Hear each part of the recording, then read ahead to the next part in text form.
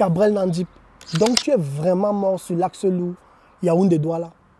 Repose en paix mon frère, je suis dépassé. Je viens faire cette vidéo le cœur attristé pour demander aux dirigeants de mon pays à qui le tour.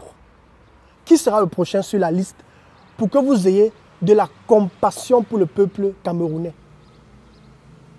Qui sera le prochain sur la liste pour que vous ayez pitié de toutes ces personnes qui meurent chaque jour sur cette route, dont moi-même, j'ai failli en faire partie l'année passée quand j'étais au Cameroun. Je viens par cette vidéo vous supplier de faire quelque chose.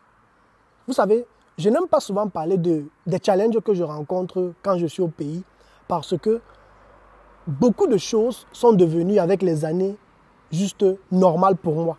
Que ce soit les arnaques, la malhonnêteté dans les affaires et ainsi de suite et ainsi de suite.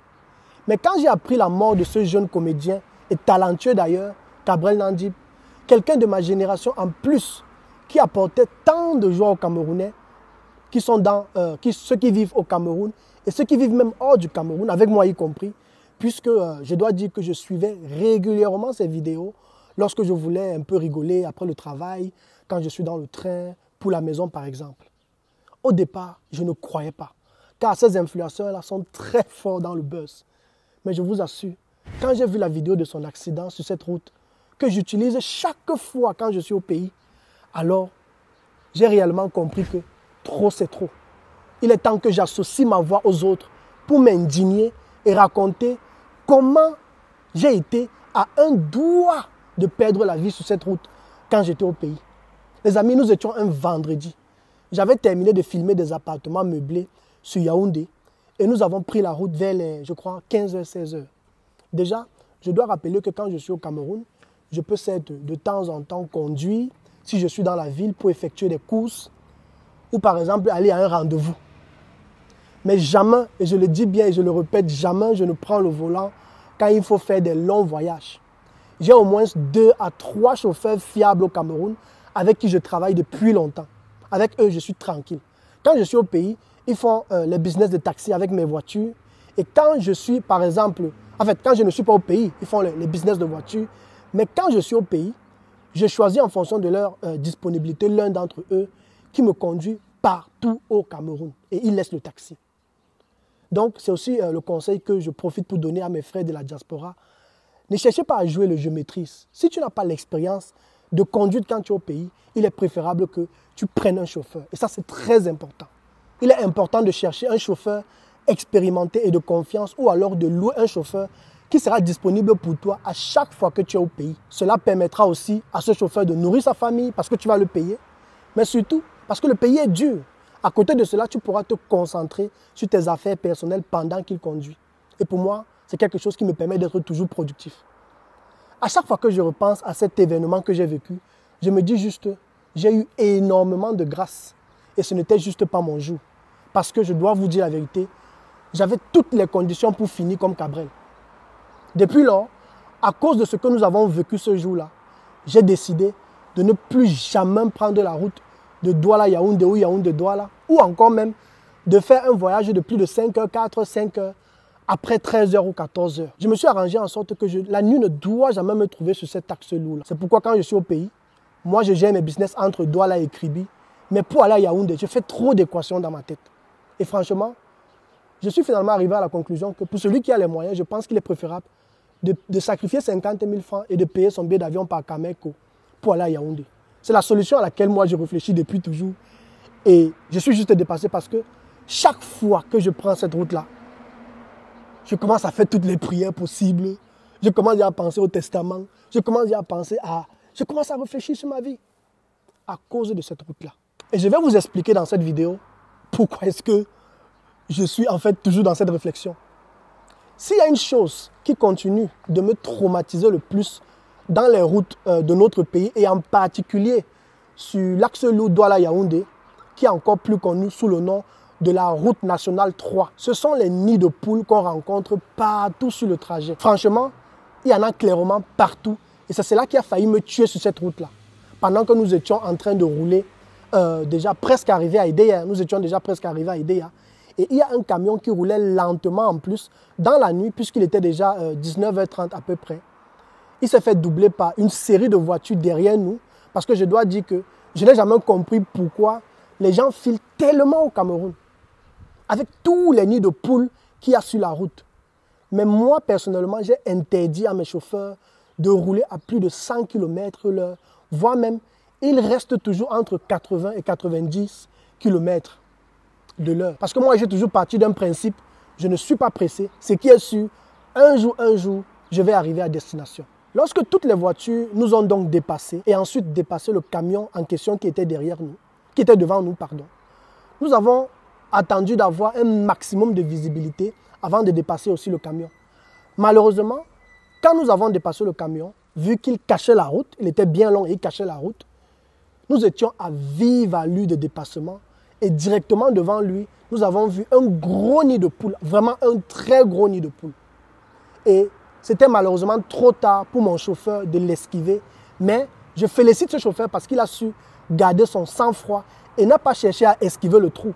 Sinon, on serait tous morts les amis, car il y avait un camion derrière nous qu'on venait de dépasser, mais aussi dans le contresens, il y avait des voitures qui venaient à pleine allure et franchement, on a eu beaucoup de chance. Nous sommes entrés de manière violente dans le gros trou ou encore le nid de poule. La voiture a naturellement subi un gros choc. Le pneu de la roue gauche devant, côté chauffeur, s'est percé, voire même déchiré. Et nous avons fait plusieurs tournants comme ça sur la route jusqu'à ce qu'elle se stabilise vers le côté de la brousse, quoi. Du côté droit, voilà, de la brousse. Heureusement pour nous, le camion qui était derrière nous a pu freiner, ainsi que les voitures qui venaient en contresens. Tout le monde a pu freiner.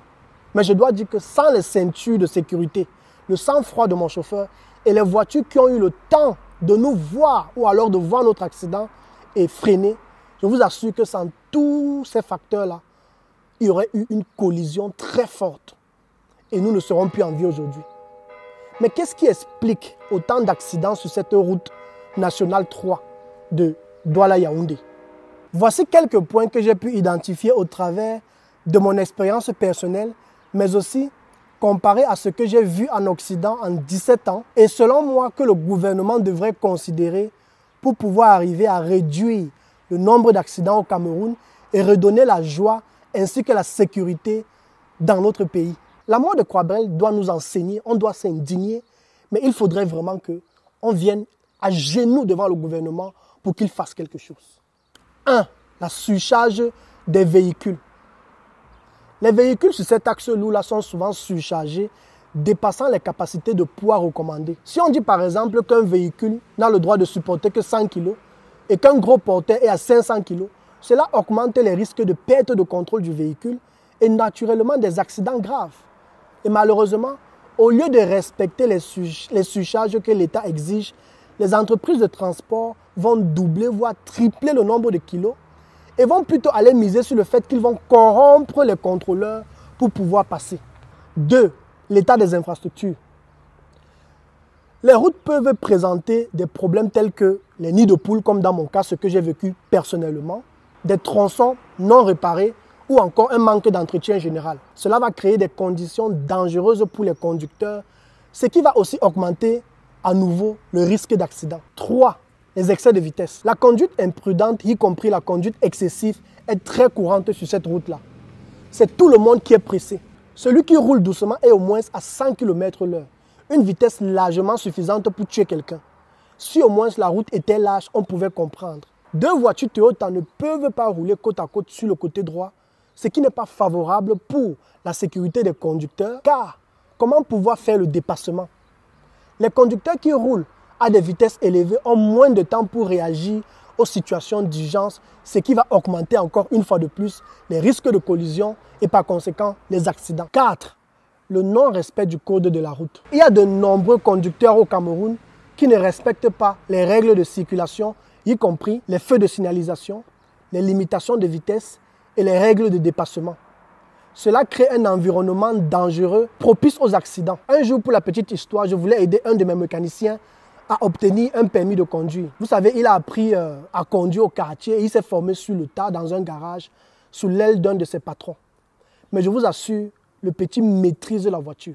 Il a toujours réglé tous mes problèmes de voiture et franchement, je dois dire que je suis très satisfait de son travail.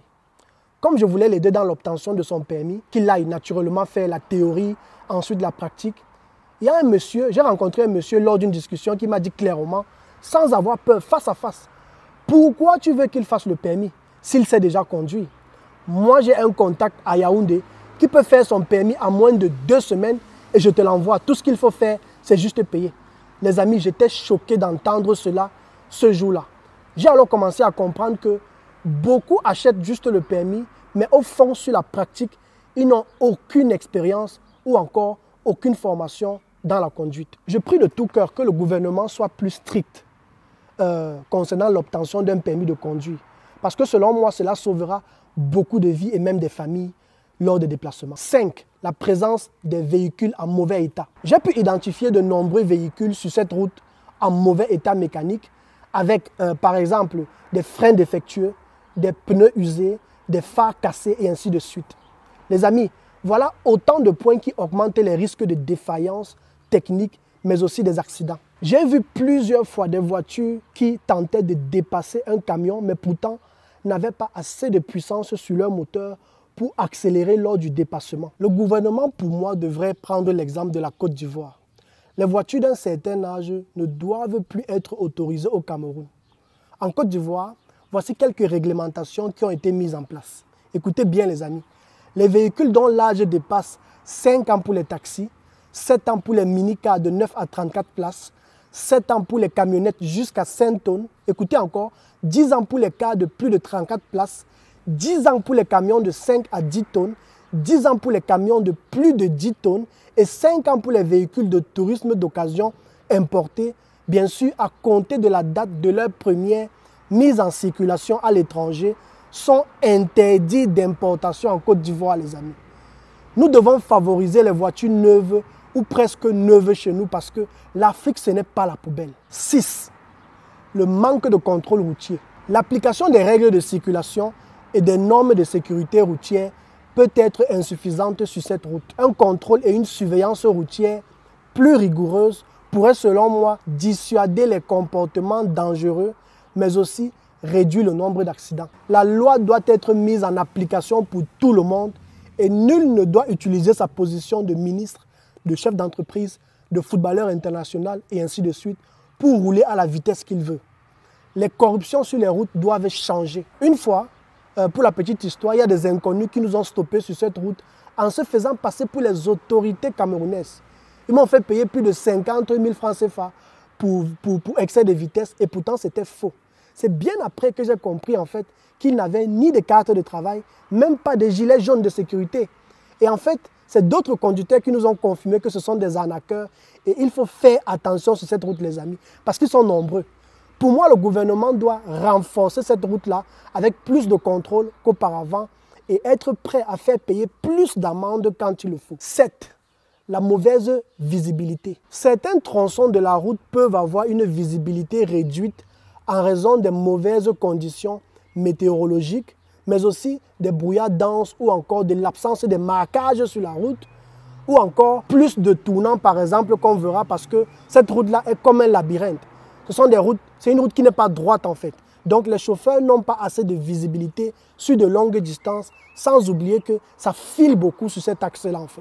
Et cela va rendre naturellement la conduite plus dangereuse et augmenter le risque d'accident. Les piétons et les cyclistes peuvent également contribuer aux accidents s'ils ne respectent pas les règles de la circulation et s'ils traversent la route par exemple de manière imprudente. Pour finir, j'aimerais supplier le gouvernement d'installer des caméras sur les axes lourds afin que chaque personne coupable d'un accident puisse répondre de ses actes. J'ai vu à plusieurs reprises des accidents pendant mes voyages avec mort d'hommes et parfois c'était des enfants d'un village qui rentraient juste de l'école. Alors je me suis posé la question, comment peux-tu ôter la vie à un enfant et tu fuis? De telles personnes pour moi sont un danger pour la nation et le font parce qu'elles savent clairement qu'il n'y aura aucune trace en fait. Je trouve cela tout simplement injuste. Je ne critiquerai jamais le gouvernement de mon pays à tort et à travers parce que même si je suis conscient que dans l'ensemble, il y a beaucoup de choses qui ne vont pas bien au Cameroun, tout n'est pas mauvais au Cameroun. À Kribi, par exemple, là où je suis régulièrement et là où je viens, je peux vous assurer qu'il y a du développement. Il y a un péage qui a été fait avec une autoroute. Tout comme en Europe, Et je dois dire que c'est franchement magnifique. Ce n'est peut-être pas beaucoup, mais pour moi, c'est déjà un très bon début. Dans mon village, par exemple, à Lorlodof, j'ai été impressionné de la qualité de la route qui était bien vaste et goudronnée. C'est vrai qu'il y a encore beaucoup de travail à faire au Cameroun, mais je suis convaincu et je reste convaincu que ce n'est qu'une question de temps pour que le Cameroun se révolutionne.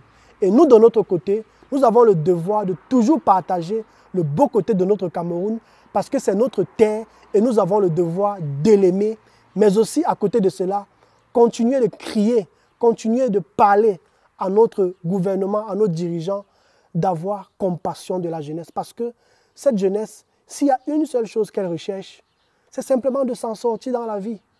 Moi, je suis au Cameroun régulièrement. Je vois beaucoup de jeunes talentueux, mais ils me disent toujours, ouais, mon grand frère, ce n'est pas facile, ce n'est pas facile. Nous, on ne peut pas sauver tout le monde. Quand moi je viens, j'ai la chance de tomber sur quelqu'un qui sait se battre. Je vous assure, les amis, j'ai la main sur le cœur pour l'accompagner, pour l'aider dans un projet. Naturellement, il faut que chacun gagne. Mais pour moi, il est plus important que si j'ai l'argent, au lieu d'investir dans la diaspora, j'ai toujours ce cœur-là qui bat que rentre investir dans ton pays. Parce qu'en investissant dans ton pays, tu vas contribuer au moins à ce qu'une personne puisse arriver à nourrir sa famille. Merci d'avoir suivi la vidéo, les amis, et toutes mes condoléances à la famille de Cabrel. Et surtout, soyez prudents quand vous êtes au pays, surtout sur cet axe lourd-là. Que la nuit ne vous trouve jamais sur cette route, sur cet axe lourd, à cause des nids de poules qui ne sont pas assez visibles, ce qui a d'ailleurs failli me tuer. Je conseille aussi de ne pas voyager les week-ends parce qu'il y a trop de mouvements pendant cette période-là, mais de voyager plutôt entre mardi et jeudi. Dans la mesure du possible, faites-vous conduire par des chauffeurs expérimentés et ne cherchez pas à conduire vous-même si vous n'avez pas d'expérience sur les routes du Cameroun et le sang-froid qui va avec quand il y a le danger. Parce que le tout, ce n'est pas de conduire, mais c'est d'avoir le sang-froid quand tu vois le danger. Et pour le reste, mon dernier conseil, c'est simplement remettez vos vies entre les mains du Créateur, car c'est lui le seul qui décide de la fin de tout être humain ici-bas. Merci de partager la vidéo pour sensibiliser d'autres personnes de la diaspora, ou bien qui sont à l'étranger, qui rentrent au pays. Et franchement, on se dit à très bientôt pour une autre vidéo. Ciao, ciao.